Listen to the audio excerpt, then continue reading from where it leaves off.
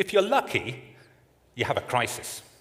At some point in your life, something terrible happens to get you to question the rules. So that might be the loss of a loved one, the loss of a relationship, or something terrible happens, usually most commonly in midlife.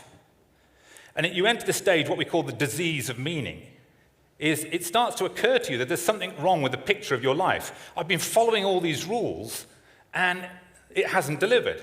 I thought if I was a good corporate citizen, and I got a good job and a good house and paid tax and all of that stuff, I would be happy and blissful forever, and I'm not. That's the disease of meaning, and that is real pain. It literally is hell on earth. So people get into this state, and often they lash out, and they become unpleasant and negative and so on, because they're basically in pain.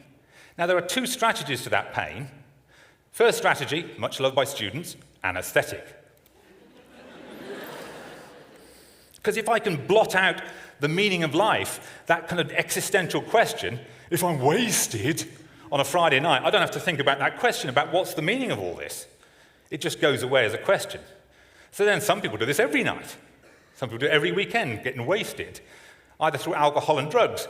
But the problem is, when the hangover wears off, the question returns. It's still there. And you can't answer it. So if you're smart, you realize anesthetics won't help you. So you get into the second strategy, which is distraction. There are lots of different types of distraction.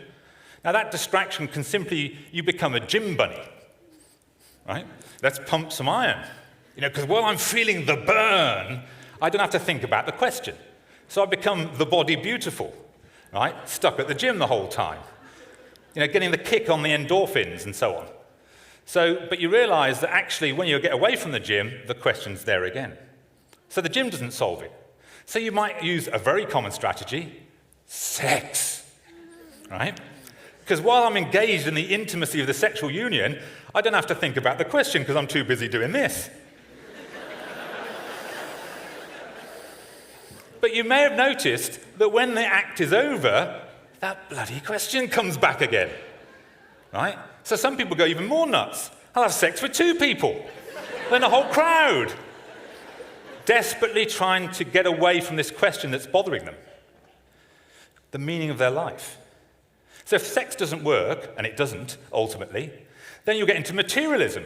Shoes. I'll go and buy some shoes, right? Or a car, or a house, or a yacht. So we get into materialism, or some people that we see very common in industry, workaholism. They become work addicted. Because while I'm working that hard and having to do stuff, I don't have to think about the question. Now, none of that solves the problem.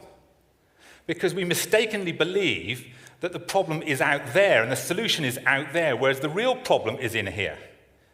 You cannot solve your sense of emptiness or your unrest with an external solution outside of yourself. So stop looking out there, you have to look in here.